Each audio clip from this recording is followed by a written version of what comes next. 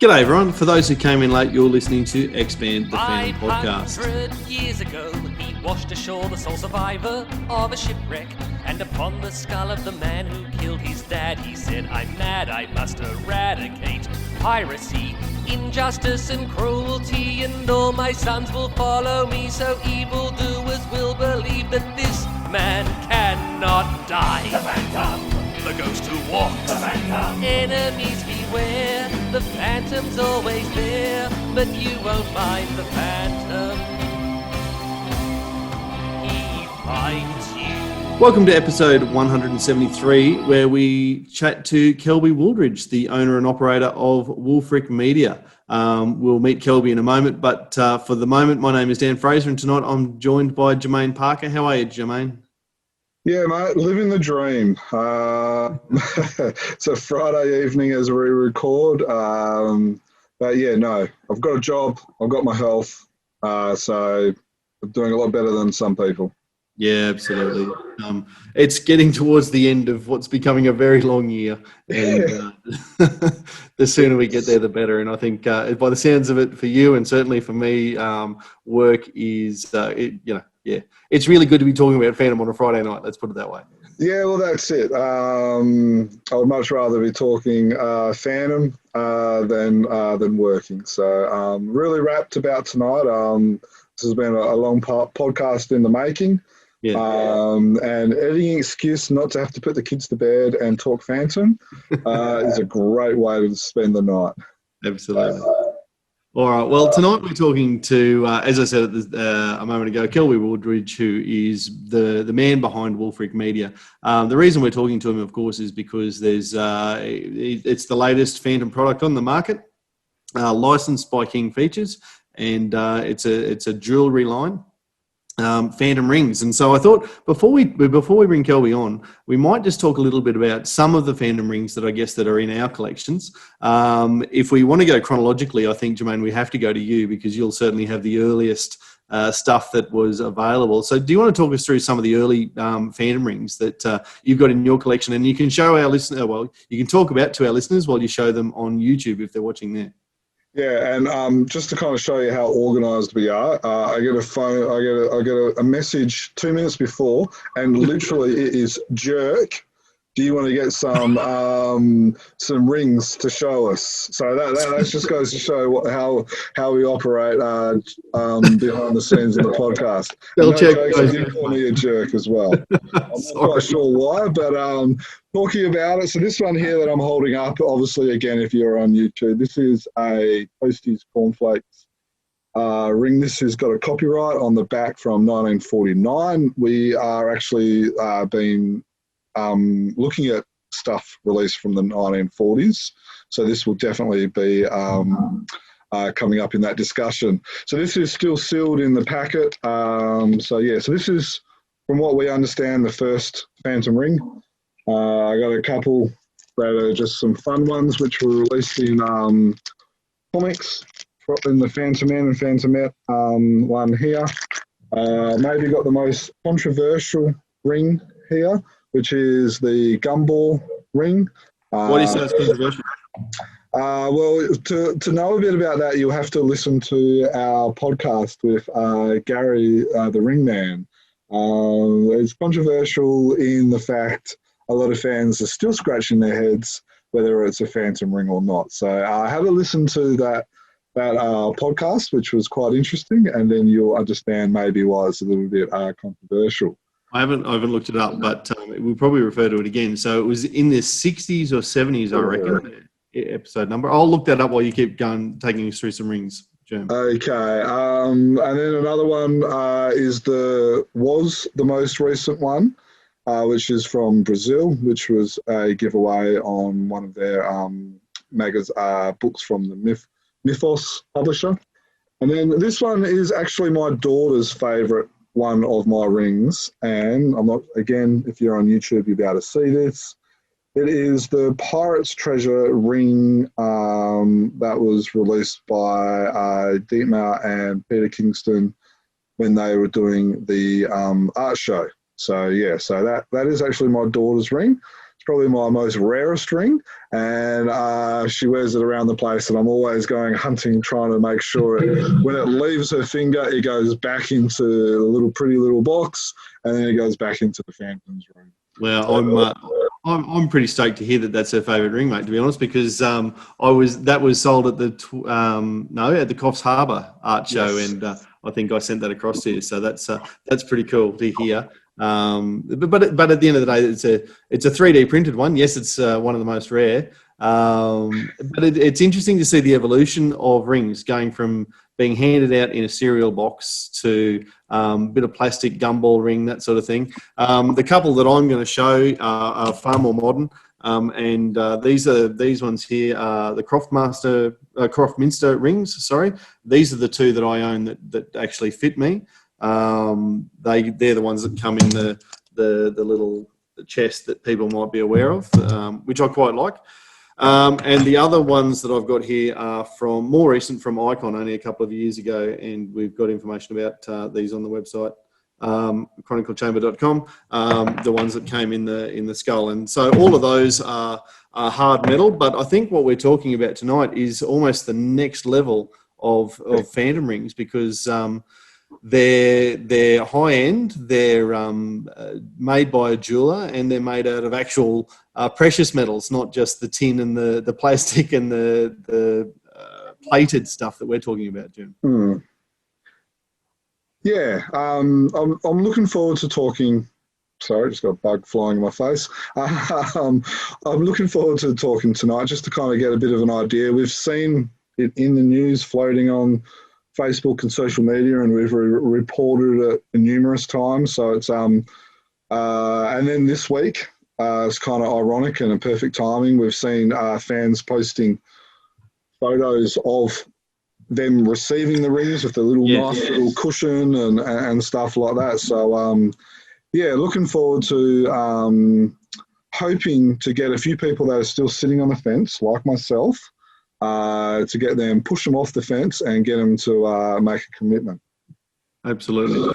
All right. Well, with that said, we probably need to bring Kelby into the conversation, because he's the man behind the latest set of rings, and you've just been listening to us waffle on. Kelby, we appreciate your patience. Welcome to Expand the Phantom podcast. Guys, thanks very much for inviting me, and it's an honour. It's good to finally talk to you. We just said before the podcast, we've been in messenger and email conversation for probably 2 or 3 years now about various things, and this is the first time. It'd be 4. Sorry? It'd be 4 years. 4 years. Oh, wow. So there you go. So even though we only live about 150 kilometres apart, you're down in Brisbane and based out of the southeast corner of Queensland. It's funny that it's taken us this long to actually have a chat. I know. It's one of those things, like, it's been a really circuitous route to get to these rings. Somebody posted, Wulfric Media was going to do this, and then going to do that, and then going to do this. But I understand, having first foray into doing merchandise, that the fans have been disappointed quite a bit.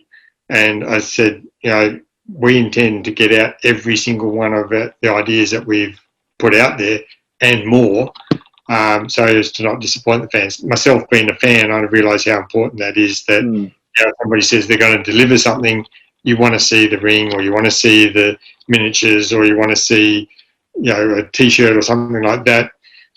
There's been numerous cases where people just haven't finished off doing whatever for whatever reason, whether it's interest isn't there, or they run out of money, or whatever. So we intend to get it all done and dusted and finish everything that we say. No, that's good to hear, and you're right. Phantom fans have been let down a few times. So I'm glad to hear that, and I'm sure some of the listeners, as they listen to this, they'll be very happy to hear you make a promise to the Phantom fans, very, very. I'm very happy to hear that, and I'm sure every other fan is as well. So thank you. Thank you guys for hanging in there. I know it's been a long time to get these from idea, concept to approval to actually delivering on them. But my business partner, he's ecstatic with the response. You know, I've seen the testimonials that people have put on Facebook, and you know, our first customer said, "I'm not taking these off." And there's a photo of him wearing them, and in front of him was his wedding rings. And I was like, "Okay, don't want to be in that household." No, Although I would say that they are very impressive. that is awesome to hear, and it is good, as Jermaine said, and you've mentioned there that while we're recording this, we've seen at least 4 or 5 of those 15 sales have been received already, and people are posting the pictures of them, and they're just stoked, the people who have received them already. So I'm pleased to hear you talk about the other products that you are in the making, and we've talked about at different times, and we want to come to those, but we're going to focus on the jewelry line first. But before we get to that, can we hear a little bit about you, Kelby? What's your personal history, your work history?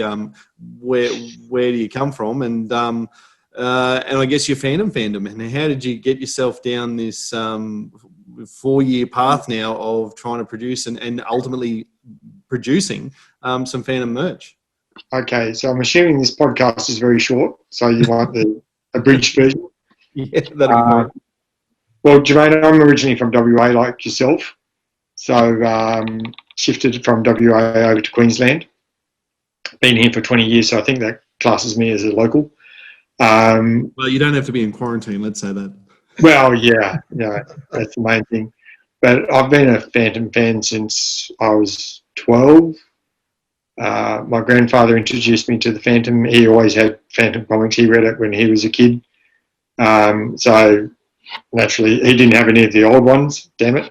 But I read all of his that he had, and just something about the character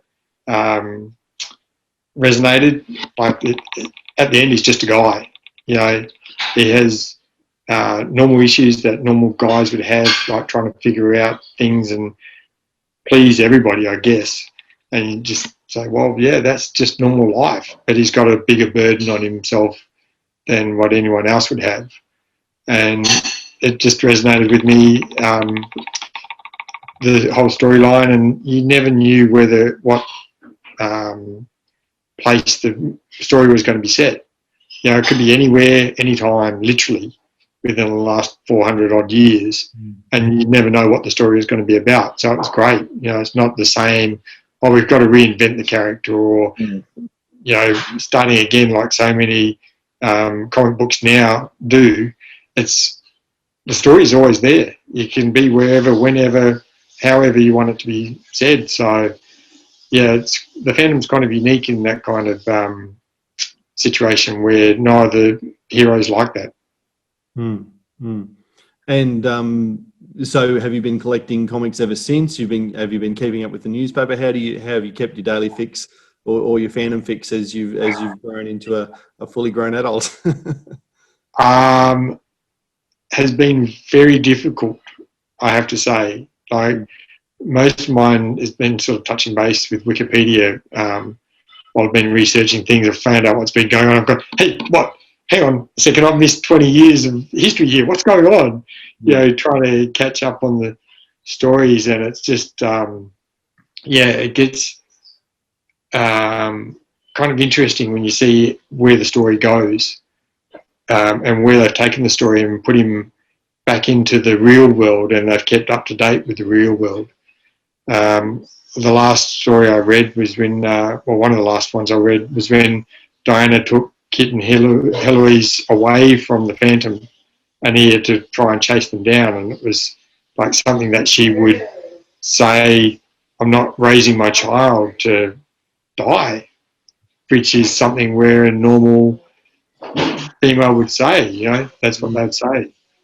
So, yeah, it was just totally different to any other comic out there, but now doing this, I realise I have to get back into reading what the Phantom is about and catch up. So I will be, for sure. Cool. A lot of what you're producing is timeless anyway, like to do with the symbols. We're talking about the ring, and we'll get into the full range of different things that you're talking about. But certainly you don't necessarily need to be completely on top of what's happening in today's paper to enjoy the rings and the other things that you're producing. That's for sure. That's for sure. You know, I've still got my old collection that I have, and some of those are, you know, 700-800s, some even earlier. And you can just pick them up and read them. It doesn't really matter. You know, you're just basically getting a snapshot of a time in the Phantom's life, and it doesn't matter which Phantom it is. You know, the current one or the kids, or way back to the first Phantom. It's just one of those really nice comic books that you can pick up and read and just take it on board. So, Go just obviously, like from what I'm getting from there, you're always a fan, and then you kind of stopped for a little bit, and then you decided to. What made you want to then become, you know, a producer of Phantom merchandise? Like, well, I've been a pop culture collector and aficionado for ages. It's my thing. You know, everyone has a thing that they are interested in and what they look at, whether it be stamps or coins or whatever. Mine is pop culture. And a lot of what I saw out there as collectibles didn't really appeal to me. Like, it was made cheap and nasty, to use the horrible term. I wanted something that, you know, to take a word from the comics, passed from father to son or father to daughter these days, because, you know, equal opportunity. But it's just something that you can wear every day, and I wear mine all the time, not a problem. And I wear it out in public, and people look at it and go, "Oh, that's the Phantom." I go, "Yeah." And they sometimes, "Where'd you get that from?" I said, "Well, funny you should ask, because I actually make them." And it's just something to have something that's solid and is going to last for a long time.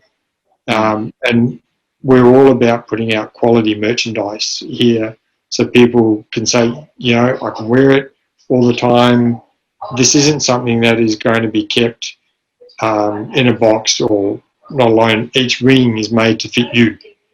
So, you know, people, when they're interested, they send us the ring size. The ring is made for them. So that's something I think that's pretty unique in the line of rings that we're offering. Yeah, absolutely.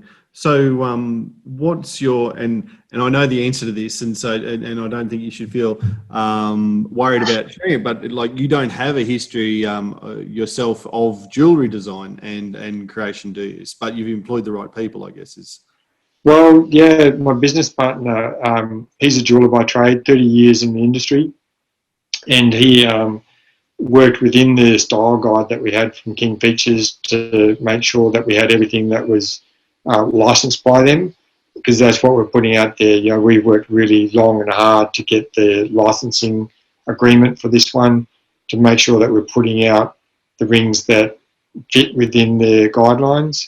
We're not going to vary from those, and we've got more ideas on the jewellery line that's going to be coming out as well. We're looking to do a set of cufflinks. So obviously right-handed, skull mark, left-handed, good mark. So yeah, we're looking to do those. We have a very much a demarcated requirement for what each person does. He does the jewellery design and manufacture. I handle all the licensing and finance side of things, and that's where we get. And he sort of comes to me and says, "Oh, is this something that we could do? I've got an idea for this." I go, "Well, no, that's wrong because of this reason." Or I'll ring up King Features and say, "Look, how far can we bend this? You know, can we do this kind of design?" And they'll come back to us and go, "Well, send us a render." So we send them the render. They look at it. "Yeah, okay, that's good.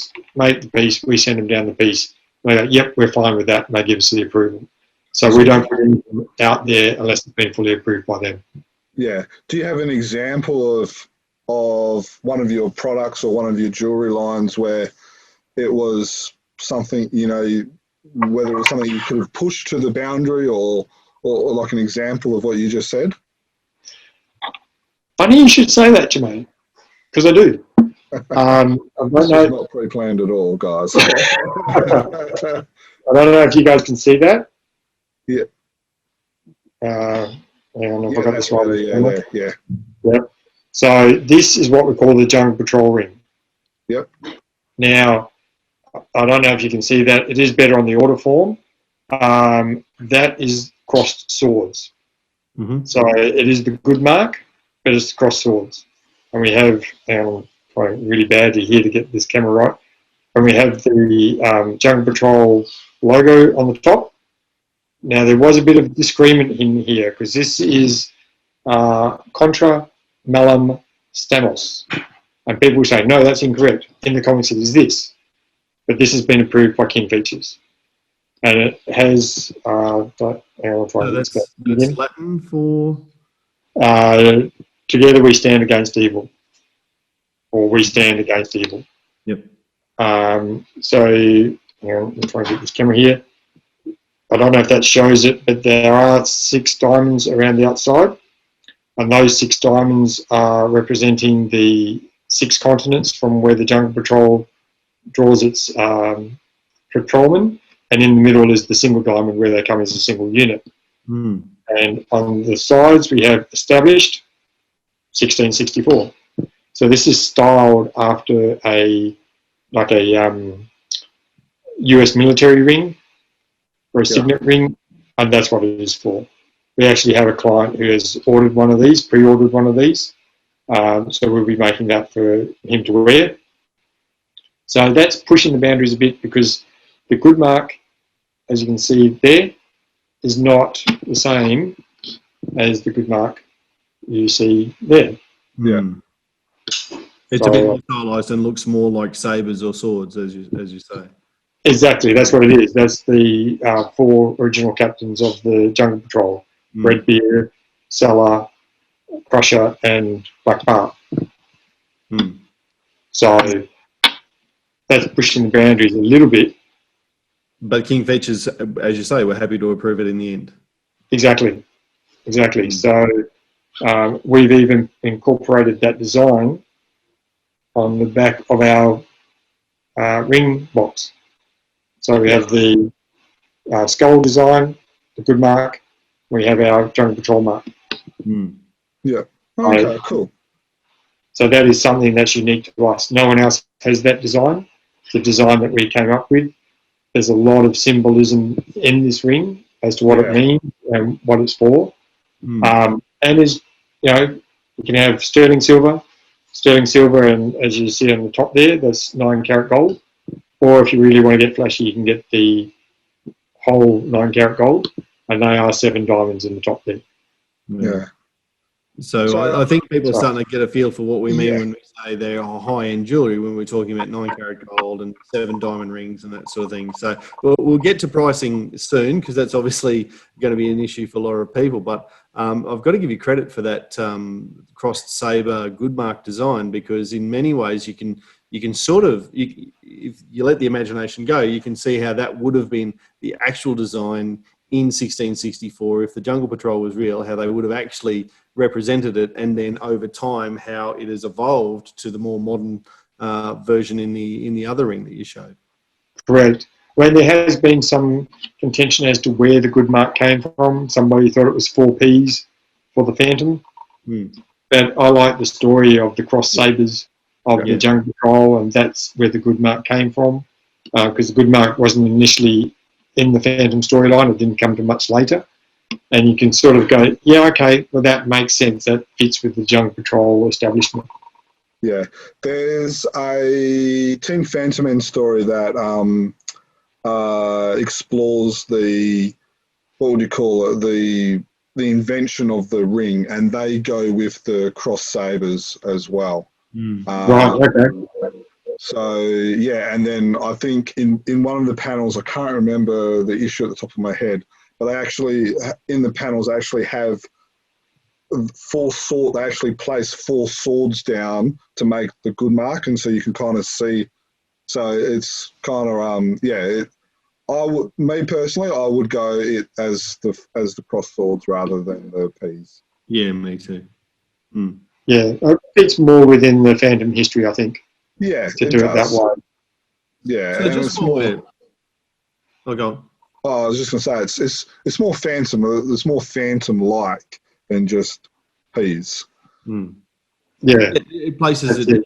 in reality rather than a writer, if you like. And I think that's one of the things, as you've said there, Kelby, like that we like about the fandom, and most fandom fans do, is that it's got the potential to have real history behind it, even though we all know it's fiction.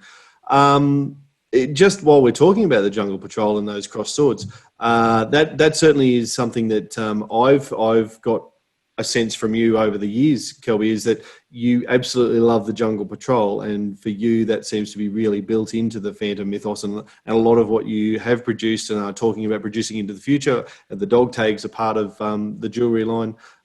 You seem to love the Jungle Patrol. Well, it's a very unique part of the Phantom storyline. That the Supreme Commander is the Phantom. He set this up because obviously he can't be everywhere at once, and I don't see it being the white savior complex, because the Phantom's just a man. He's not there to rule over the jungle. He's to keep the peace of the jungle, and everyone to get along, and that's the whole thing. The Jungle Patrol is very much sorry to go off track here a bit, but it's very much like Star Trek, where everyone's drawn from the entire Earth. Same as the Jungle Patrol, they're drawn from all the continents, and they're working together as a cohesive unit. To me, that is where we should be aiming for, is working together as a cohesive unit, because seriously, there's no other place out there. This is it. This is the one place that we've got. I don't care if you say, oh, well, there's a planet 4.5 light years away. We're not going to see it. Mm. So, we have to work together as a cohesive unit to look after this planet. So, Yeah. sorry, I went a little bit off track there. No, that's all right. That's the beauty of a podcast, mate, is we go down these little side paths. And I asked you about the Jungle Patrol, so I wanted to hear that. So I love that philosophy that you're talking about, and it opens your eyes a little bit, even long-term Phantom fans, as to maybe what the Jungle Patrol really represents. And it's fascinating to hear how different elements of the Phantom universe grab different people and bring you into the comic strip we all love. Yeah, for sure. Any other questions that you guys want to go on with, or? We got heaps of questions. Yeah. Hit me with them. Come on. Well, I guess I wanted to talk to you a little bit about the design process. You've talked about your business partner, and for me, I think we've got to give credit where credit's due. We're talking about John Evans, who is still, I hope, with Paramount Jewelers on the Gold Coast. So it's someone who you know personally. It's not like you're working with them, a producer in Russia or China or whatever. I assume you and John have met face to face and Yeah, we have. able to have these conversations. You're not far away. Can you tell us a little bit about John and his history, and I guess the quality work that he brings to the table? Well, he's a member of the Jewelers Association of Australia, so he's been vetted by them to get that accreditation. It's not something that you can buy into. You actually have to apply to it, and it's about 3 or 4 months for them to go through your entire history to check out, to make sure that you're reputable, you haven't ripped anyone off, you know what you're doing, and they have a look at your work that you're putting out as well. So he's been a jeweller for 30 years, owned shops, and now he's just working for himself. We met because I was looking for somebody to do some 3D printing for the Phantom storage books, which we are still going to be putting out. And he printed it up, and we got to talking, and we started bouncing ideas off each other. And he said, oh, well, maybe we could do this and we could do that and put it together this way. And then eventually it came around to, he goes, I could do some really good Phantom rings. Can you find out if the Phantom or rings are available? So I contacted Karen down at Merchant-Wise, and she said, yeah, they're coming due, actually. And it doesn't look like the people are going to review them. So I renew them. So I went, fantastic. Can we send you some designs? And she said, yeah, sure, no problem. So John put together. Interject quickly. How long ago was this that you started this process? The rings were about about 18 months ago, Mm-hmm. I think. Mm-hmm. It took us a while. Like a lot of people said, "Oh, it takes so long." But John was running a business. I was running it. I was working for a company. It's not something like we could drop and do Yeah. full time. Yeah. It was something that we had to work on, and we're picking it up and still keeping it alive as the years went on, or year and a bit went on, just to try and say, yeah, look, we're still here. But also we wanted to know if it was worthwhile doing it, because there's no point spending a year and a half of your life if people go, you know what, I don't like these. And then we go, oh, well, that's a waste, when we could have been putting out a better product or a different product or something else like that. But John and I are both passionate about this. John makes the piece, then he hands it to me. I do a quality check on it before it goes out. And Merchant Wise must have been pretty receptive to those initial designs you sent down. Yeah, like it was a pretty exhaustive process for us to get approved. We had to send down the renders first, so a 3-dimensional render of what we were wanting to approve. But went to the US for them to approve. Then we had to, that was probably about 6 months of it in itself. So we had to put our whole range together, because I'll just show you this one here. Can you see the difference? We've got the other ring between that skull. Yep. And that skull. Yep. That was the one that we did initially. Sent those down, wrong design. What, the Kingfishers didn't like it? It's not their licensed skull design. They said it was too close to the Punisher. So if you notice, that has 4 teeth. Where are we? Yep. That has 5 teeth. Really? Yep. So that small difference, can't do it. Too close to the Punisher. I also noticed that the one that was, I guess for lack of a better word, rejected, has got more of a skull 3D look, where the one that you end up going with is more flat. Was that something else that they made you change? Yeah, so that is the licensed skull design. Yep. It is more of a flat version. Probably similar to not similar to the ones that you got from Brazil, but the treasure map one. Yep.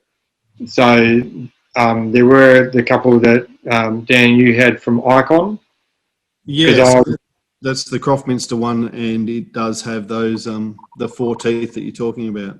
Yeah, but I think you had one from Icon. That's a different skull design entirely, and that had 5 teeth on it. Yeah, you're absolutely right. So that's the Icon one. And 5 teeth there. Yeah. Yeah. So that one I think was about 3 years ago. Yes. So yeah, I've been spending a lot of time on this baby. Trust me. I'm not as good as Gary Horn, but recent history, I know what I'm talking about. So I was like going, oh, I like this 3D design. It looks good. It'd be good for doing like a wax print on the back of an envelope. You can just put that one in there. But it was like, no, the design's rejected. It has to be this particular design. And John actually said when he did that one, because this one has got oxidizing behind it. That's what gives it a slightly 3D look. Yep. But the later versions are actually enameled in. So it's totally flat. Like that. Okay. Yeah, okay. And again, if you're, sorry, just to interrupt, just quickly, if you're listening to this, you might want to jump on YouTube, just to be able to kind of. Yeah, I keep forgetting. Sorry, guys. Yeah, no, because Kelby's showing us a lot of rings and a lot of stuff, so it's pretty good listening to it, but it might be better watching it as well. So, just a quick shout out. Might want to jump onto YouTube. Certainly have a look at the timestamp to jump onto the YouTube, even if you only watch that last 5 minutes or so. Yeah. Sorry, Kelby, continue. So even as we're making them now, we're making subtle changes to them to get out a better design. Yeah. Like make it easier to get them out to the clients and sort of cut down turnaround times. We're making those little subtle changes and to make the rings better themselves. A lot of people would have noticed on the order form, if they haven't got it already, just email us and we'll get it to you. Obviously, at the end of the podcast, the email address will be there. Absolutely. But there is a rim around the bottom of the ring. I don't know if it's there. Can you see that ridge? Mm-hmm. So that has actually got enamel in it as well. And there's a lot of, I'm not going to go too much into the designs here, but we've changed that as well to make it a lot better result for the customer. So we're still keeping within our general design that we've initially put out, but there's little tweaks as we go along. So it's sounding like almost. And each one of these rings has got. Sorry, what was that? Oh no! Finish what you were saying. I was just saying each one of these rings has got the copyright 2020 on it. Yeah. So next year, rings will be 2021. Yep. Oh, okay. So literally, if you make it up until 31st of December, or John makes it, he'll put 2020. If he makes another one on the 1st of January, it'll be 2021. It's going to be that. Correct. And that probably speaks to a little bit about what I was trying to interrupt with there. It sounds like literally every ring, we know it's going to be sized to whatever the customer has said, but even beyond that, it's very individualized. Every ring, while keeping to the design, is going to be subtly different and unique to that one, because they're all handmade. That's it. Each ring is handmade. Like John casts it, finishes it off, does the enameling, everything's in there, and it is your ring. So that's why a lot of people say, oh, it's too much effort. But yes, these are high-end rings, but they're top quality rings too, and they're rings that you can wear every day. But they're your rings. No one else will have a ring that's exactly like your ring, even though it's generally the same. There's going to be subtle differences in it. All the completists are having heart attacks right now. Oh no, I'm going to have to buy every ring. How am I going to do that? Jim, I was going to say, can you think of any other licensed Phantom collectible that is as individual and unique as that? I can't. No. Probably the only thing that comes remotely close will be the Bradford welcome sign, which was exactly the same, but all it does is gives you the option of saying welcome to Dan's house or welcome to Kelby's house or something like that. Yeah. Right. That's probably the only thing I can think of that would come, especially license. Yeah. Everything else is pretty much mass produced. Yep. I'll probably missed one, and I'm going to get messages as people listen to this. Oh, and in my head, comment below, as they say, if you can think of something. But you brought it up. You're right. I recall that sign as well. But that's nothing like this. It's not even remotely close. It's the closest remotely, as you said. But yeah, streets apart. Now, just a random question, like obviously. You made mention before, and this is just a random, not on that notes comment. You made mention about it's all custom, and then like with the Jungle Patrol ring, you talked about the different tropes, the Phantom and the thought behind it and stuff like that. And then you also made mention of someone not wearing their wedding ring. Do you get to could you do a wedding ring for a couple if it came to it? Are you looking at renewing your vows, Jim? No, I'm not. One wedding's enough for me. But I just thought, it's a crazy idea. Surely there will be someone out there that will be thinking along the lines of, a wedding ring is a Phantom ring is a wedding ring. So I just thought I'll ask it. Interesting question. Okay. obviously this is something that I go back to John with and say, right, we've got requests, and we're all about the fans. I'm a fan myself. Yeah. John's not a fan of the Phantom, but he's a fan of the Lord of the Rings. Like, huge fan, loves it, read the books, absolutely goes into it. It's like anyone, if they find what they're passionate about, they go into it 100%. So I'm sort of giving him a crash course in how the Phantom works, and he's going, wow, you can do so much. I said, well, that's the idea. Like, the history of the Phantom in the comics spans 400 years, or 400 plus. So there's so much that you can fit in there that hasn't been touched on as yet.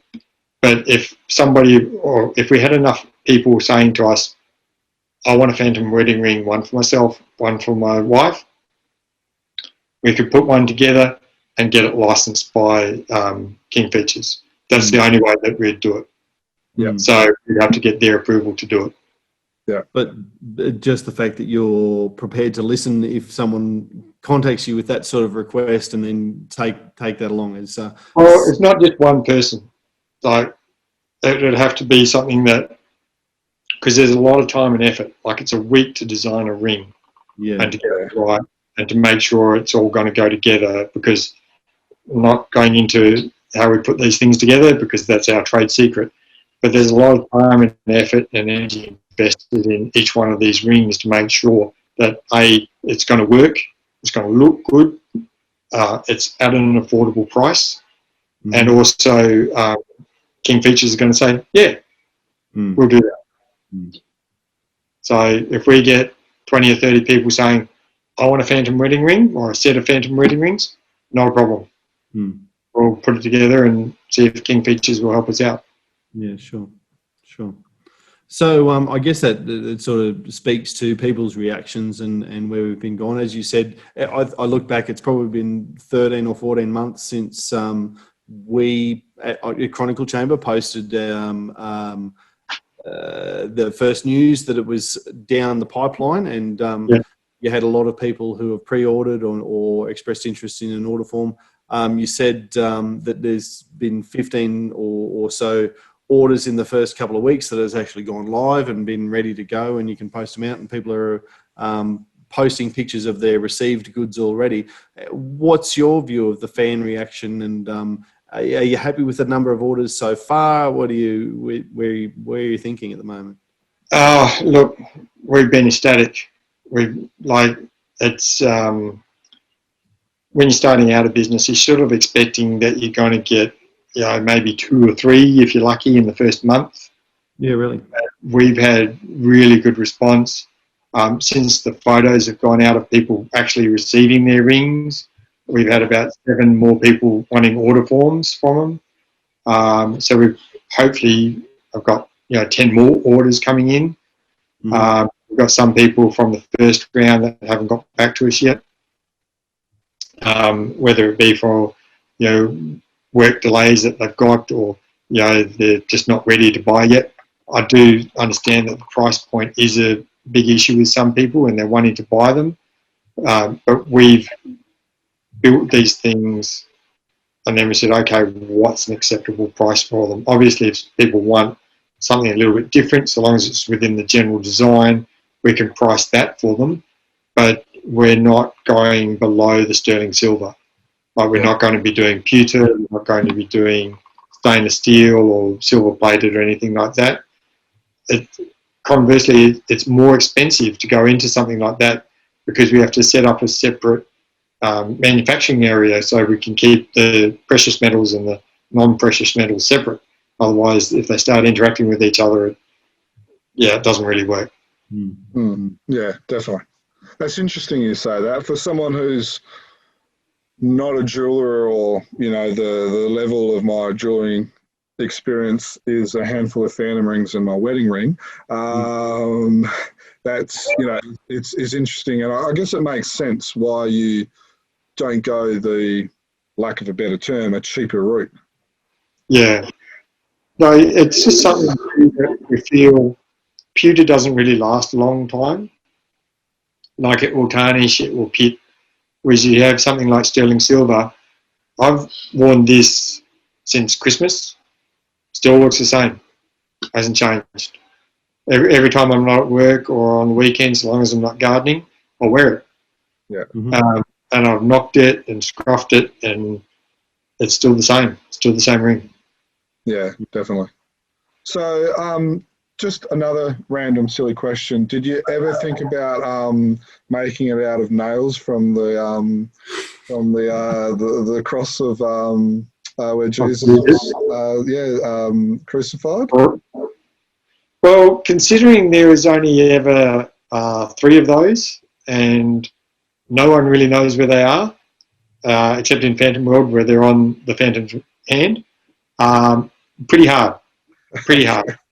And probably pretty hard to replicate as well, considering they're bathed in Christ's blood, and that's hard to get hold of. So the cost of actually making something like that pale into insignificance beyond the cost of making something like that. The time machine alone is too expensive. Fair enough. That's possibly the best answer to any question we've ever had. I reckon. I loved it that he knew what I was talking about, and that just goes to show that he is a fan, that he knew what he was talking about, and he just like continued on with the conversation. Like it was an acceptable question to ask. Exactly.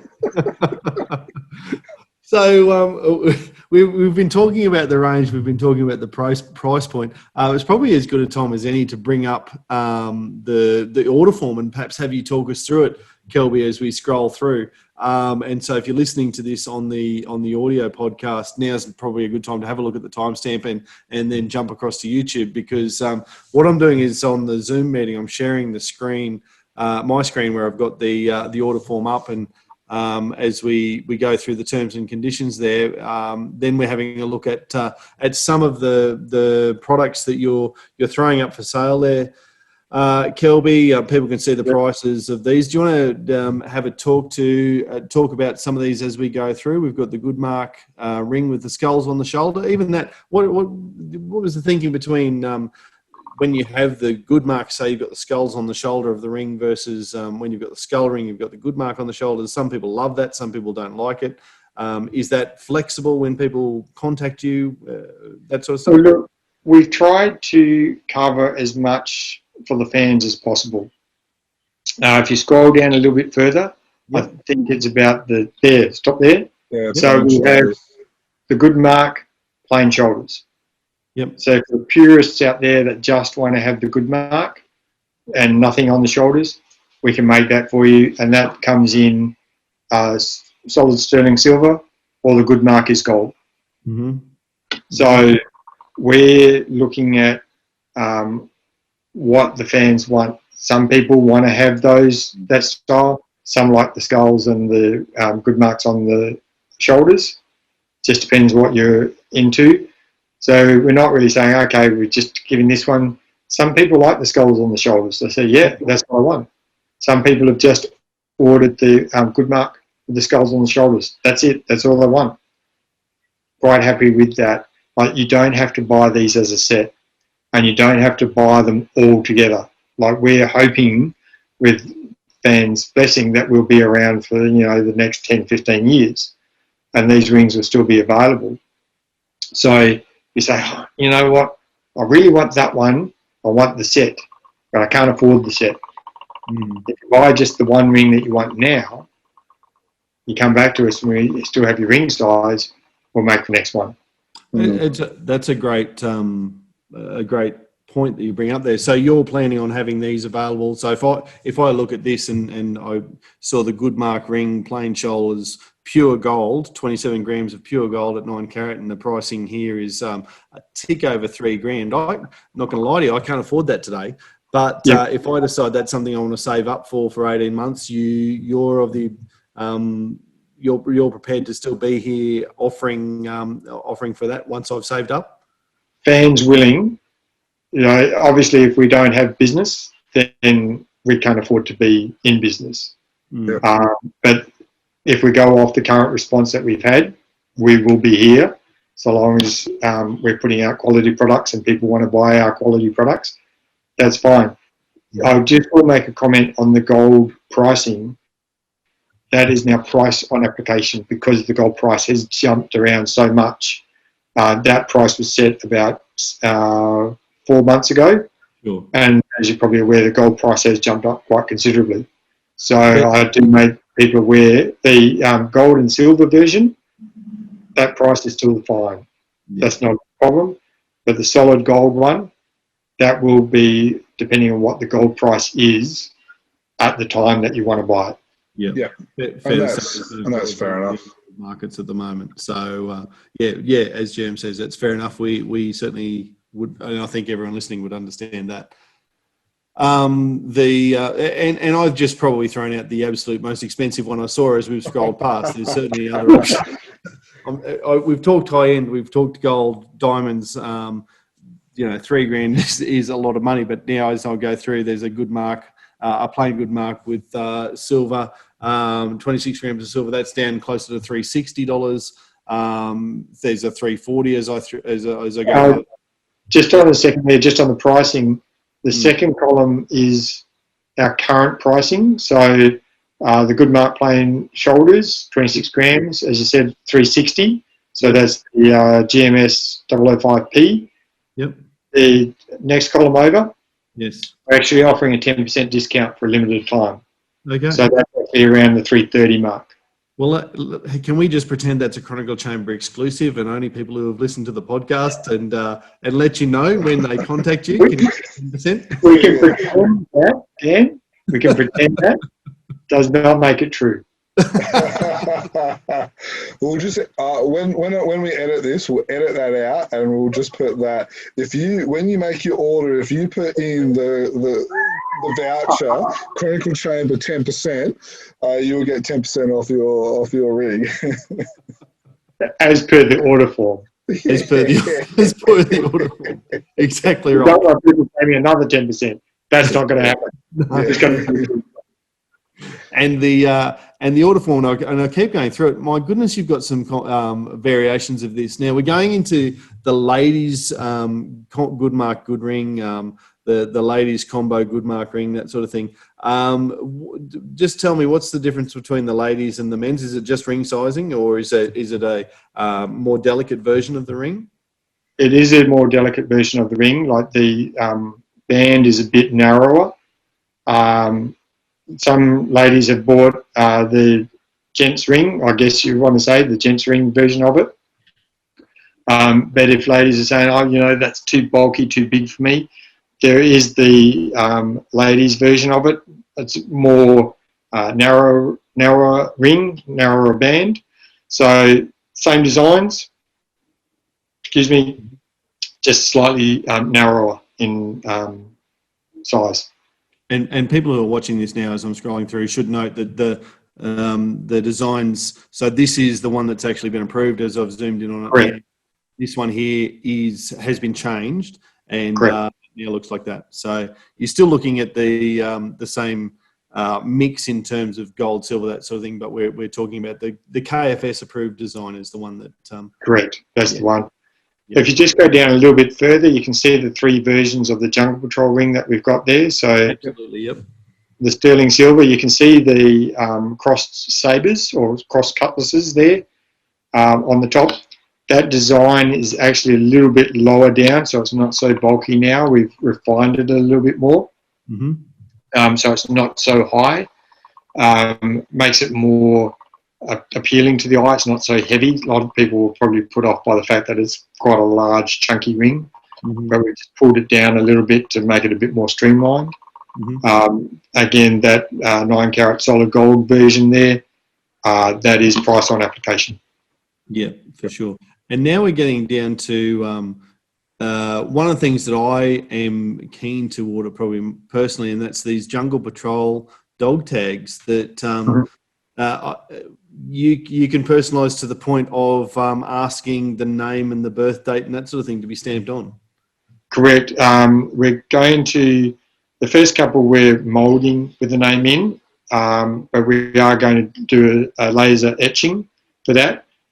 Reason for that is when things open up again and we can travel from state to state, which hopefully will be next year by the sounds of things, we want want to go to like Supernova, so people who go to Supernova can actually come and see us. And we'll have those Jungle Patrol dog tags ready to go, and we'll etch your name and date of birth on the spot there. Oh, really? Nice. Yeah. So you can come in, pay for them, walk away wearing your dog tags with your name and date of birth. Yeah. Wow. That's and again, that comes down to the personalisation that we were talking before. Is that it's not just a mass. It's not something that's just mass produced generic. No. No. You know, and Dan, I was just thinking, could get all our children one of those so we don't lose them. I'll tell you what, if I put one of those around my child's neck, I'm putting your name on it, Jim, so they can Yeah, interesting thing, one of our customers has got a single dog tag for him and a single dog tag for his wife. So they don't have to be the same. So if you're lucky enough to have a partner who's fanatical about the Phantom as you are, you can share a pair of these. Yeah, cool. Very cool. My wife probably calls me a dog sometimes, but I'm not sure if she'll let me get one of those around her neck. Well, we do have, if you go down a little bit further there, Dan. Yep. There's the Good Mark pendant. I like the look of this. I really do. So this is 28 millimeters, which is quite a sizable size Good Mark pendant. We do have the sterling silver option. Tick over the inch in the old scale. Sorry? A tick over the inch in the old scale? Pretty much. And it is quite thick as well. So it is very much like Carlisle's Good Mark. But it hasn't got the backing on it. So it's a Good Mark with no backing. You can see straight through it. And as again, you know, as I zoom in here, you can see the copyright KFS on the diameter of the pendant. Presumably, the KFS copyright's on the back of the Jungle Patrol dog tags. Yes. Yep. So again, a personalised, licensed Phantom product. It's unheard of. It really is. Well, I just came up with, both of us came up with ideas that we would want to wear. Like, how cool would this be? You know, it's your dog tag, and no one can take that away from you. I mean, it's going to be fairly rare that you're going to have two fans of the Phantom with the same name and same date of birth. Exactly right.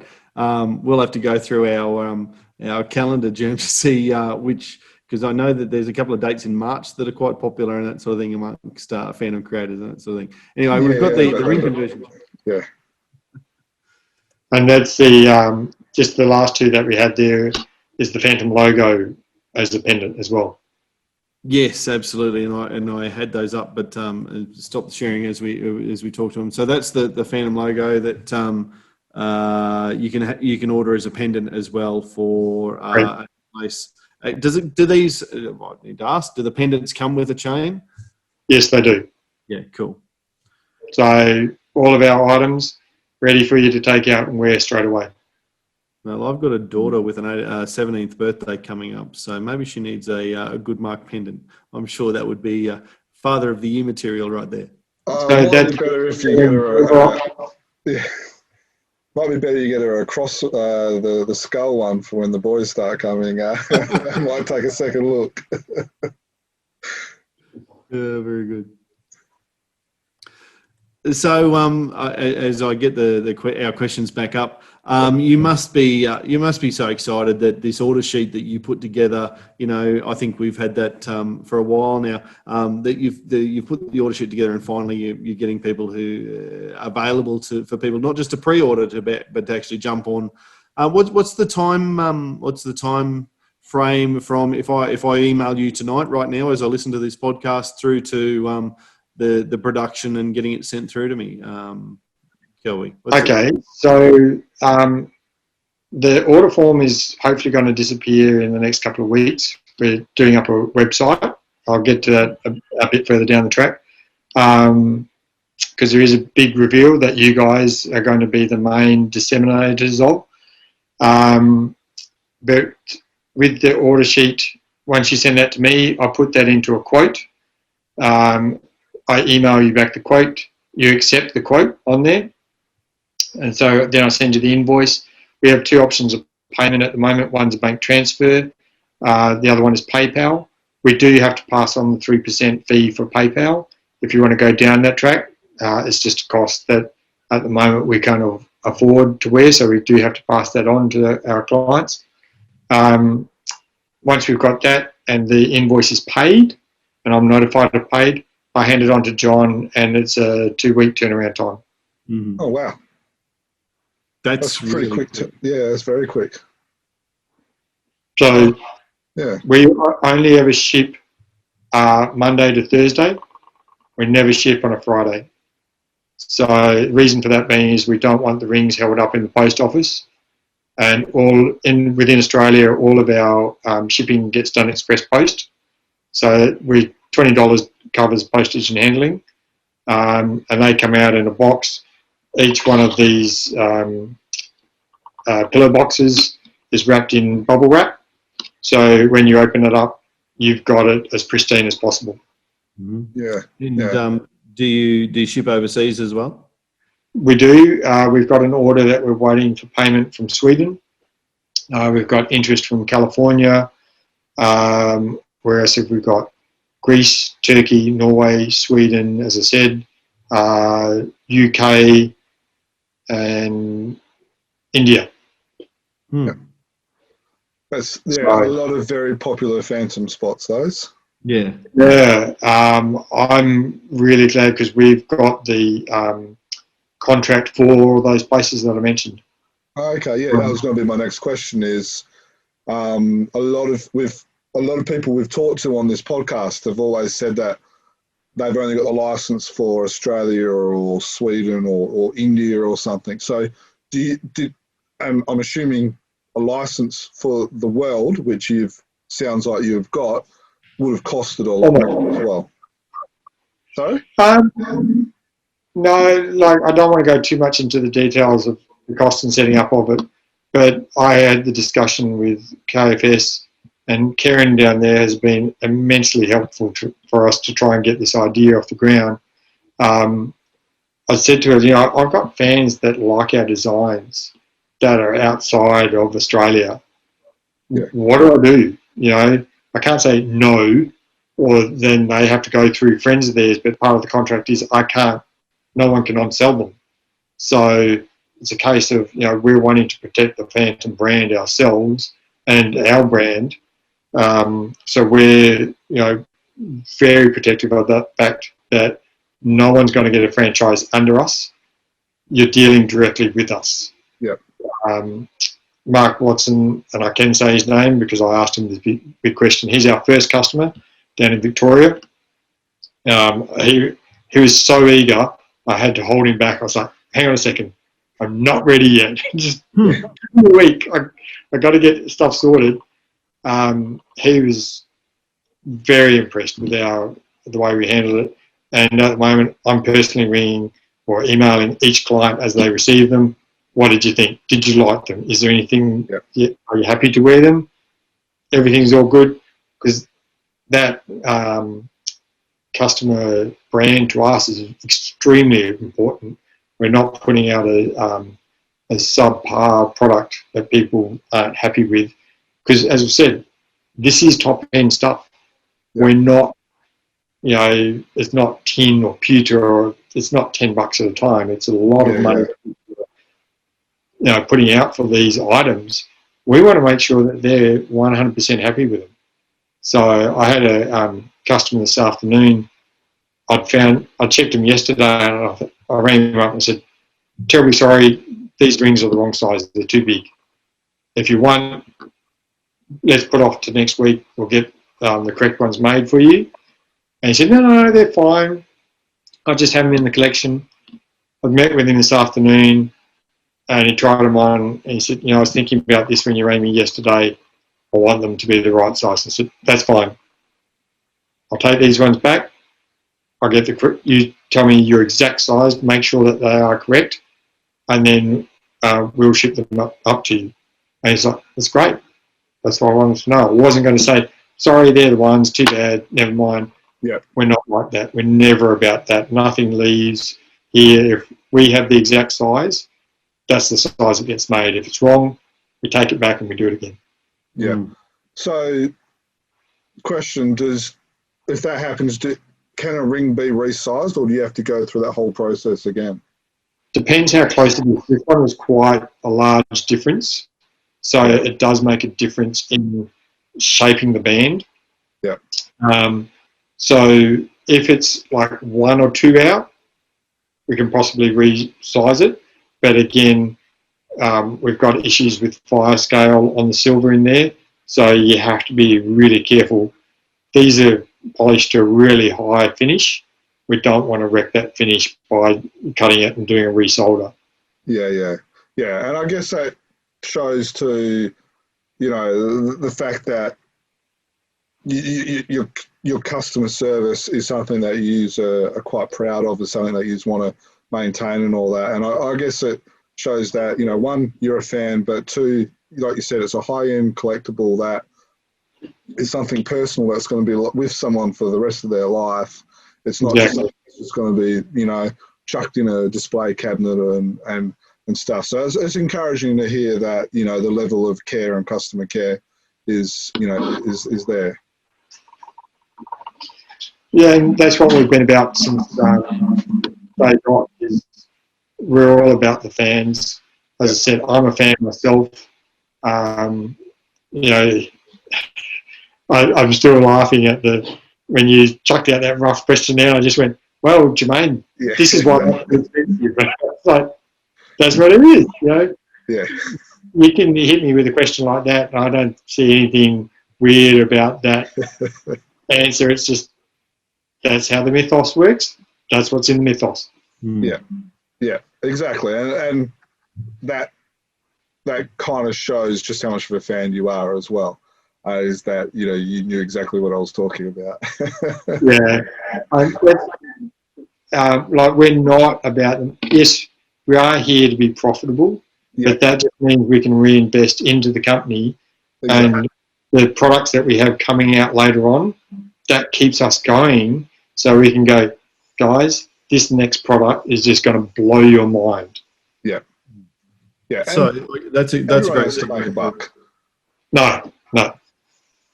Yeah, and that's a great segue for where I was thinking we should go next, because as we said at the start, we've been talking for a while about different ideas and different things you had. And the very first time we talked, Kelby, where you were looking at a Phantom comic storage box, and you've said already in the podcast that is something that you've still got on the burner there, back burner, front burner, whatever it is. But do you want to talk us through some of the other things that you've got planned down the line for Wulfric as things become profitable and sustainable? Okay, well, that's a very good segue into the thing that I alluded to before. Wulfric Media was like a holding company just until we got really going. Our company name is now Reaper's Quest. You can still get us on Wulfric Media on Facebook. That's not a problem. But our website will be under Reaper's Quest. The reason for that is the big thing that we're aiming for is the Phantom game. And this is a different format than whatever has been out there before, as far as we can see. I've run it by Merchant Wise, and they've gone, I've never seen this before. And that's the Phantom Country with the 10 miniatures of the landscape. That's our big thing that we have towards the end. And if with fan support, we can get to those, get to that Phantom game. And Glenn Ford's been really giving of his time so far. He's helped us out immensely. There's a lot of toing and froing with the miniatures. So he draws the miniatures.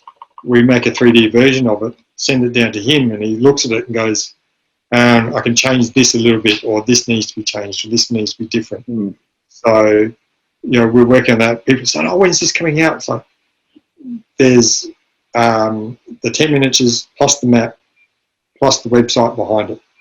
So there's a lot of time and effort, and we have to have all those items together before we get final sign off by KFS. Yeah. So now, sorry, you're using the word game. Now, refresh me if I have fallen asleep, but when it was originally advertised, I don't think the word game was mentioned. Is that correct? Well, it's hard because there's nothing around at the moment that can do it in less than 20 words. Fair enough. Well, while you mention that, I'll just bring up on the screen here to share for our YouTube audience and for you guys to see. This is, I guess, the Chronicle Chamber article, and we might include this link in the show notes as well, where we first talked about the Phantom Country miniatures that you're talking about. You did talk about a surprise, but these are, I guess, the prototypes of the Phantom Peak. And we talked about the Skull Cave as another thing that was going to be part of Phantom Country, and there was 10 miniatures that were all going to be, and refresh me if I'm wrong or correct me if I'm wrong, but Whispering Grove was going to be part of it. Eden you had as one of the 10 miniatures as well, and you talked about a surprise or something that happened when you collect all 10 of them on the map. I'm not surprised, honestly, as I researched this a little bit tonight, as you might be able to tell just in preparation for this interview, that there might be a game as part of it, because you've said that once you've got all 10 pieces, there's a map, the miniatures all come in a wooden case, and there was a surprise about how they all come together. So a game and a connection there. Can you tell us a little bit more about where the minis are at? We've sort of working on that behind the scenes at the moment. So the rings is something that's been really well received by the customers. So at the moment, we are still working on the Phantom Country miniatures. Don't worry, we are going to get those out there, but if fans can please bear with us. We're just working on the rings at the moment. That gives us the ability to move forward on the Phantom miniatures and start getting casts of those ones, so we can get a sign off and get KFS to be happy with each of one of those as we go along. So hopefully we'll get those ones sorted as soon as we can, but trying to go into the game in a lot of detail would spoil the surprise, but you know, I got a big surprise. Fair enough. But yeah, no, I remember that, and me personally, I love the whole miniatures concept and stuff like that. We've talked about it on the podcast as well, and that's been one of the things that I think we've all really enjoyed the sound of. So to hear that there's another element to it is rather exciting. Yeah, absolutely. And we're not going to press you on that, Kelby, because I know you want to make it a surprise and fully respect that. But I think I would have said in that post that I've just shown on the screen there, but it's a completely unique idea, these miniatures of Phantom Country rather than characters. Because as I think you said in that post, characters have been done, and this is something that has never been done. So that's it. Again, like your idea about the Jungle Patrol, I guess you're coming at it from a little bit more left of field than most fans are just straight down the line, and I think you're bringing a unique perspective. Well, this is a thing. Like, there's been a lot of cases in merchandise where it's the same thing. Like, you will always get hero costumes, or you'll always get hats, caps, whatever, and they'll always be the same thing. Whereas if you put stuff off to the side, like an example outside of the Phantom is you can buy Stark Industries internship lunchboxes and water bottles. Now that's a throwaway line from Spider-Man Homecoming. Sorry, I'm mixing my good example. Things here, but it's a throwaway line from Spider-Man Homecoming, but it's one of the funniest lines from Spider-Man Homecoming, that there is this internship that doesn't really exist. It's just one of those weird things that, struck a chord with people, and they're going, this is so hysterical. Yeah. Let's do this. And the Phantom's such well, let's face it, most superheroes have only been around for, 10, 20 years in real life or in comic years, where the fandom's been around for 450. So there's, if anything, there's more scope. And I guess it's encouraging to see that we're not just getting a cookie cutter item, we're getting something unique, something different, something that we haven't seen before.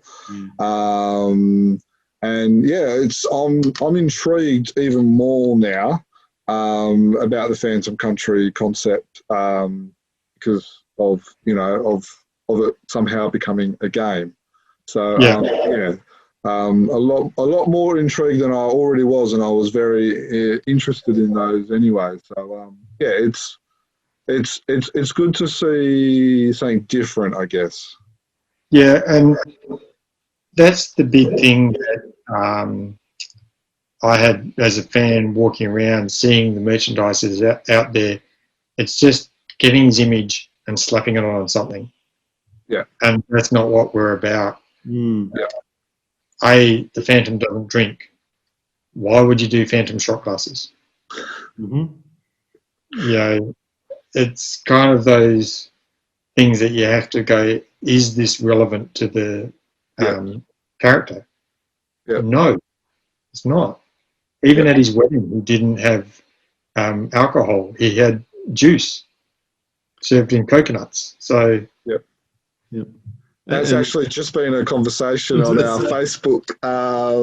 And then along those lines, you've got Phantom ashtrays, a gambling popper machine, and Phantom cigarettes as well as another one. So no. And I think there's a time and a place for that. But then I think there's also a time and a place for, your higher end collectible, something unique, something that, those with a little bit more money can enjoy and enjoy the finer things. So it's good to have the higher end stuff coming out as well. For sure. So the miniatures are one thing, but you've also got a couple of other things. We talked about the comic folder or folio, which I guess was the very first thing that you wanted to do with a fandom thing, Kelby. And also you've mentioned hats and beanies, but you've also advertised those at various times. So what about the other? I guess these are going to be at the cheaper end of the scale. Where are you at with the hats, the beanies, the comic folders, that sort of thing? Okay, the hats and beanies are probably going to be the easiest thing to get out next. We're looking around the $55 price point delivered. $20 of that is the postage section. That's pretty much anywhere in the world. It depends on the number of hats and beanies that you order, so obviously the weight's got to make a bit of a difference in there. With the those ones, we have got the graphic design done for them. We're going to do the render on the hats and the beanies, send those down to KFS, make sure that they're happy with those ones, get them signed off, and then we have to put in an order for 10 of each to get done. We are going to have just a Jungle Patrol established 1664. The second design we're having, and I think this is really relevant to now, is the cross swords or cross cutlasses symbol, and Jungle Patrol Graduate 2020. So means, yes, you're wearing one of those, you've made it through 2020. So that's no mean feat. We've had fire, famine, flood, plague, you name it, we've had the whole lot of it. So next, if frogs and locusts start coming, I'm out of here. I'm finding something else.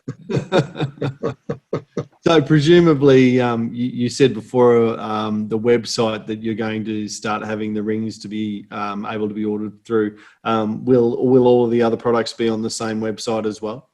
Yeah. So as the products get made and they're approved, they'll go on there. So we want it to be a one-stop shop.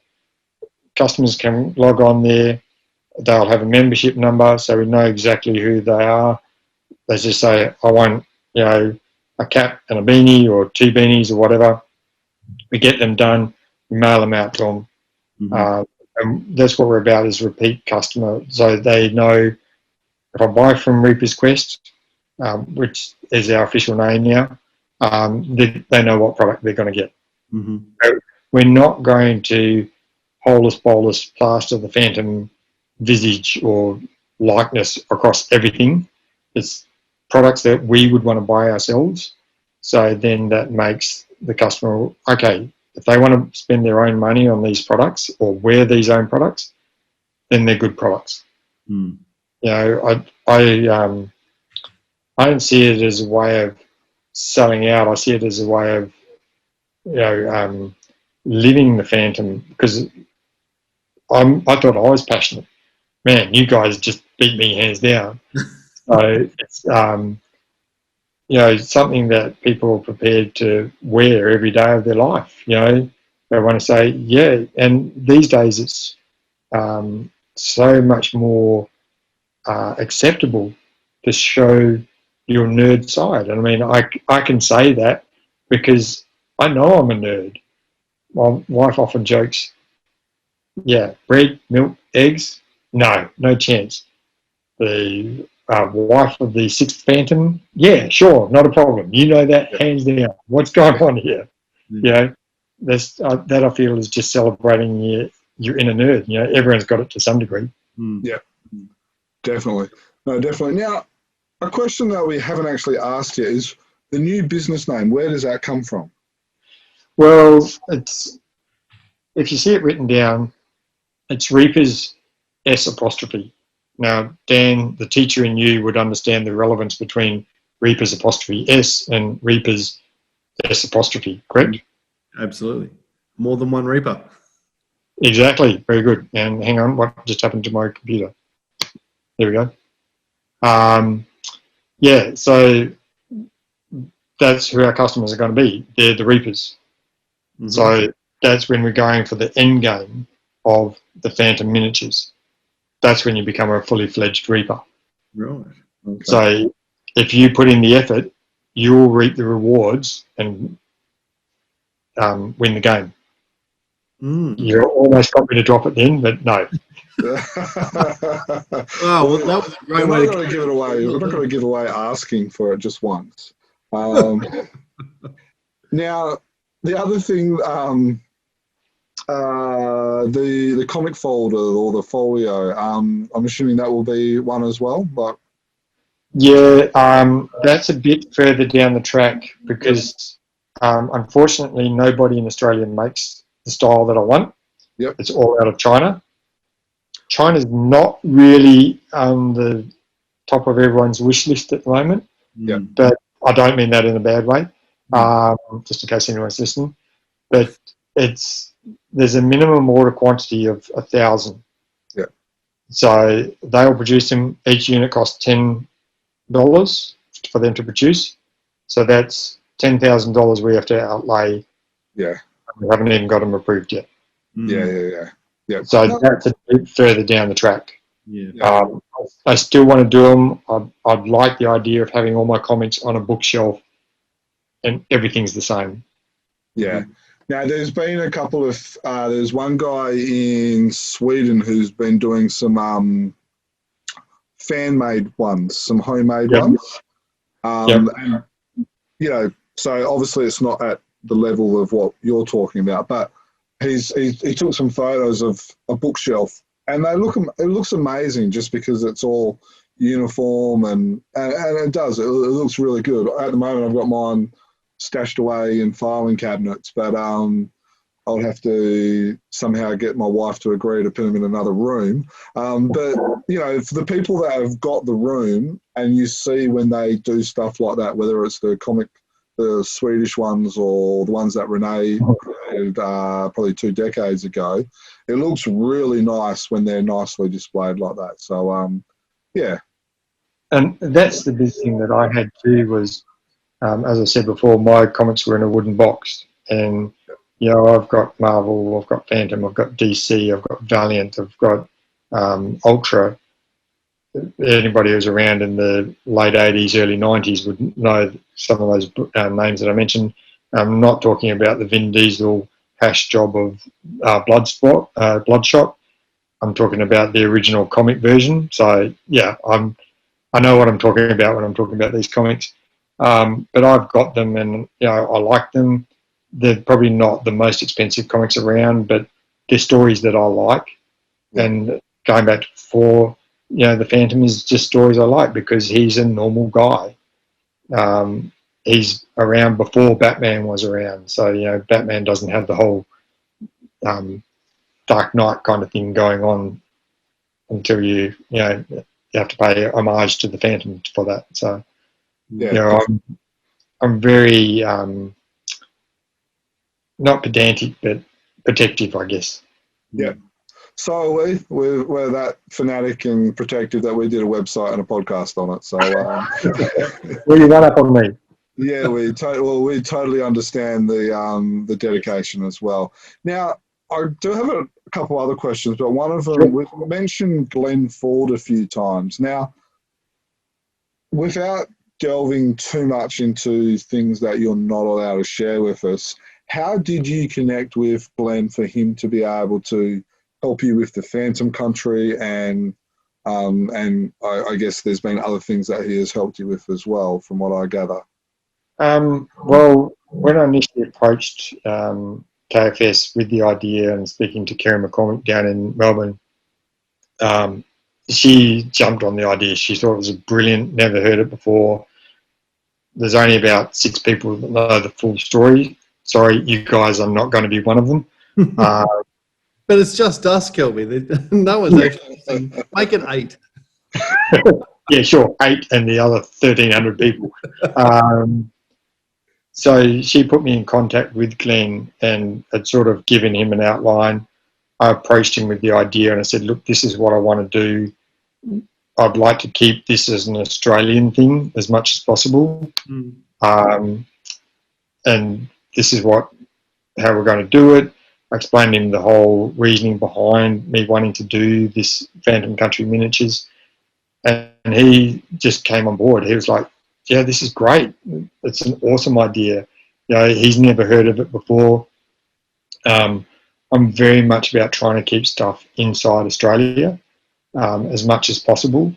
I know there are some things where we don't produce them here, but I'll use an Australian company as a go-between to get what I need to produce the stuff that I want to produce. Yeah, definitely. Cool. And knowing Glenn, that does sound like Glenn. He just he's as much as a fanboy as the rest of us. So I'm sure he's nerding out just as much. Well, it's funny. A guy that I work with is a Phantom fan, and we got to talking, and you're supposed to be working, but you end up talking. What the hell? And I was telling him, I said, the other day when I was talking to Glenn Ford, and he just went, "You bastard." You had to do that. I said, what do you mean? He said, you had to do that name drop. Well, yeah, I had to. Yeah. Sorry. He said, you're living the dream. I said, you're damn right I am. This is a dream that's been in the making for 3 years, or nearly 4 years. And tell you what, I'm so enthused by the response that I've got from them so far. The support that we've got to get our idea off the ground, it's just been amazing, and if I find a fan that would do something that I need doing, I say, well, hey, do you want to help us out with this? So that's the thing, like I'm going, I might need your expertise later on down the track. Do you, just as a one-off, do you want to help us out? And that just makes everyone so much more connected, when they're going, wow, I can say I helped with that. And that's what we're after, because everyone wants to feel part of something. Yeah, definitely. All right. Well, it's been a really extensive chat, Kelby, and I've really enjoyed digging deep into not just the jewelry line, but everything else that you've got planned. We're going to obviously include the links to everything that we've talked about in the show notes here. I don't know about you, Jermaine. I'm going to speak on your behalf, but I feel like we've exhausted all of the questions that we've had. Is there anything that you wanted to mention that we haven't brought up in our questioning at some point? Well, we do have ideas for about 3 other products that are not common knowledge at the moment. Mm-hmm. They're going to be high-end stuff. It's going to be more on the practical side of it as well. So one that I can say without giving away too much is it's a phantom walking stick. I think it was one of you guys that actually mentioned the Jungle Patrol staff that was mentioned in the comments. We're going to do something along those lines as well. But again, it's not something that is meant to be stuck in a display cabinet. It is actually a functioning thing. So that's one of our ideas. But we want it to be top quality product materials, something that's very sturdy, going to last a long time, and you can actually use and get use out of. So, sorry, a Jungle Patrol staff. I must admit, what's that? What's that? Because I'm sure there's some other people out there that are probably asking what that is as well. So, I think the person who mentioned to me said it's one of the higher up Jungle Patrol people, because there are women in the Jungle Patrol now. Yes. Sorry, I'm the dad of 2 girls, so I'm a bit outnumbered. But power to them. But it's a segmented walking staff that they use. It is branded for the Jungle Patrol. I'm not too au fait with the history behind it, but somebody might say this is the thing. Somebody did send me the link for it, but it was 2 years ago, and it's somewhere back in my posts and in my messenger somewhere. So it'll probably take me a good part of 2 days to find the thing. Yeah. And, I was like, that'd be good, but we want to make it fully useful as well. Yeah. I know Lee Falk had several walking sticks that was phantom related that he used as well. So well, this is more of a staff. Yeah. Cool. No, interesting.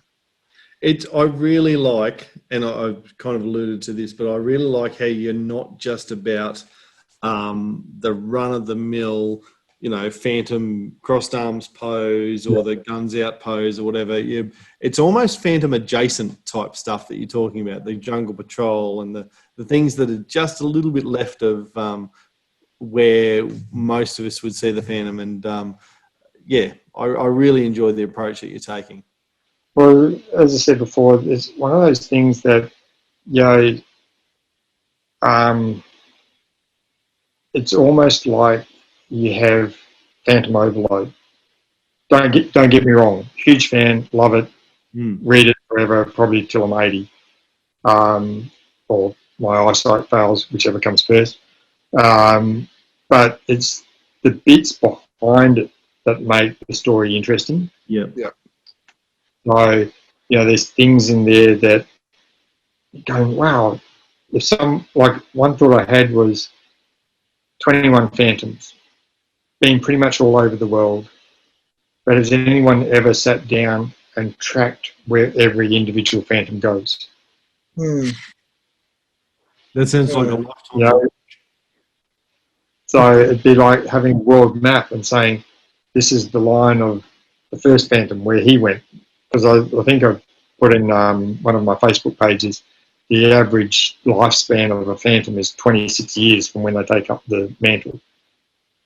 And the time that the phantom's been going, I worked it out and went, wow. So if you take the phantom up when you're 20 or even 26, you're really only going to be about 46 to 50. And that's it. That's your lifespan. Yeah. So in those 50 years, where have they travelled? Where have they been? If you have like a interactive map where you can go, all right, this is the tails of the first phantom being, this is the second, third, and you can see where they travel throughout the world. But to me, that'd be a really interesting thing to do, to go, where hasn't the phantom been? Because I think they did one where the phantom went to Japan as well. But that might be a Swedish story, I think. Yeah, it was like a what if the Phantom had was shipwrecked on the coast of Japan instead of Africa. Yeah. Yeah. No, it's I enjoy, and on this podcast let's face it, we take the Phantom quite serious. Some would say that we take it too serious. Seriously, perhaps, whatever. But I enjoy they're on board. Yeah, I enjoy listening to how you're thinking about it, because you also think about the Phantom as more than just a comic character. You're thinking about it to the next level as well. So it's enjoyable. I've really enjoyed tonight listening to you, getting to know you a little bit more, getting to know about Wulfric Media or Reapers more, and learning about the rings and that. And yeah, I've enjoyed overthinking the Phantom tonight. It's been fun. Yeah. Well, my family look at the Big Bang Theory, and they then look to me and say, "Is this what it's like?" And I go, "Yeah, that's what it's like." Like, I think the fans are more passionate about a comic or a movie than what the people who made the comic or the movie are. Yeah. Like, it becomes part of them, so they are in equal measure protective of the Phantom, but also wanting to live the Phantom. Or I think there's a case in the UK where there were two, not warring, but opposing views of Jedi Knights and what they were supposed to be like. And the Jedi is now an official religion in the UK. Yeah. So many people put it on the census, it becomes an official religion. And these guys were living out, saying, we are Jedi Knights. We're trying to live by their code. And to me, then that's great, you know. But I think a lot of what the Phantom stands for, and always will stand for, is missing in the comics today. Like, it seems to be more about violence and, you know, the body count. Whereas I can't remember somebody who the Phantom killed. You know, I think there may be 2 people from memory. Yeah, there's not many, maybe about half a dozen to 10 maybe at the stretch. Yeah. But, you know, he carries guns, but they're his last resort. Yeah. He's not somebody who he tries to avoid the fight. And to me, that's a lot harder than actually getting into a fight. Yeah. I mean, I did martial arts for 7 years, and people go, wow, you must be really good in a fight. I said, seriously? It's the last thing I want to do in my life, is to get into a fight. And they go, why? I said, because it's a waste of time. Yeah. It's so much waste of time, and the Phantom is the same thing. Like, he doesn't want to fight. If he can figure out a way of resolving an issue without fighting, he'd much rather do that. Yeah. Sorry, guys. Again. That's all good. I get the feeling, Kelby, we could talk with you all night about Phantom stuff. I'm a little mindful of the time because we've got to be coming close to the 2-hour mark, and feedback we've had is that any podcast that goes past the 2-hour mark is too long for some of the listeners, even though they know what the button is. So we will look to wrap it up. Like, thank you so much for your time tonight. Anytime, guys. That people listening to this will go to the notes that we've got for the show and hit your website up and go to the order form and all the rest of it, and at least look through the range and find something that's affordable for them. There's going to be levels that people can get to and can't get to, and we all understand that. But my single takeaway, and Jermaine, correct me, you know, you can jump in with your takeaway, but for me, the idea of something that's so personalised and so individualised, and yet is still a licensed KFS product is very exciting. So that's the big one for me. Jerm, have you got a thing that you would take away from tonight's conversation? Probably I enjoyed overthinking the Phantom, is what I said before. You know, we're lucky that we get to talk Phantom quite regularly, and it's good talking Phantom to another fan, and he just happens to be taking it to the next level where he's now producing Phantom pieces or Phantom things for us to buy, and he's living what a lot of people would only ever dream about, and that's to do the Phantom for himself. Yep, absolutely. So thank you again tonight for your time tonight, Kelby, and taking the time to on a Friday night to have a chat all things fandom with us. That's all right. Look, guys, next time when we get another product out, I'll let you know, and we can arrange a time and discuss with that product, and hopefully I'll have some items to show you what it looks like. That'd be fantastic. Definitely. Yeah, and maybe we can play. I'm looking forward to playing the Phantom game. Well, I'm hoping with fan support that we can get there end of next year. So that's my aim. If we go past that, I'm okay with that. But I'd like to try and get it out end of next year. Cool. That sounds fantastic. Well, for anything you want to know about Wulfric Media, you can certainly go and check them out on their website. I'm not Facebook is probably a good place to go. Go to Facebook and check and search for Wulfric Media. I'm sure as Reaper's Quest becomes more online, that the links will be shared there. In the meantime, if you go to chroniclechamber.com and we've got a search bar up the top and just search for Wulfric, Wulfric, all of the posts we've had up about them will be easily visible there, and we'll map that as it comes across to Reaper's Quest. If you would like to get a copy of the order form or anything like that, then obviously go to Wulfric's site. If you want to get in touch with us, where you can get in touch with us via email at chroniclechamber@gmail.com. We hope you've enjoyed the podcast. You can certainly subscribe on iTunes, Spotify, YouTube, or any of your favourite Android podcast apps. We're on social media on Facebook at Chronicle Chamber Fandom fan page, or we're also admin of the Fandom Collector group. We're on Twitter at Chronicle Tweets. We're on Instagram at Chronicle Chamber, and again, YouTube. If you haven't, if you've just been listening to this the whole time, I hope you took those markers where we suggested and go back and have a look at YouTube, so you can scroll through the order form with us or see the rings as we've showed them to you. So thank you very much for your time tonight, gents. Really enjoyed talking fandom with you, and I guess until next time, happy fandoming. Thank you, guys. Been a pleasure. Happy fandoming, guys. Happy fandom. See you, guys. 500 years ago, he washed ashore the sole survivor of a shipwreck. And upon the skull of the man who killed his dad, he said, "I'm mad, I must eradicate piracy, injustice and cruelty, and all my sons will follow me, so evildoers will believe that this man cannot die." The Phantom, The ghost who walks, the Phantom, enemies beware, the Phantom's always there, but you won't find the Phantom. He finds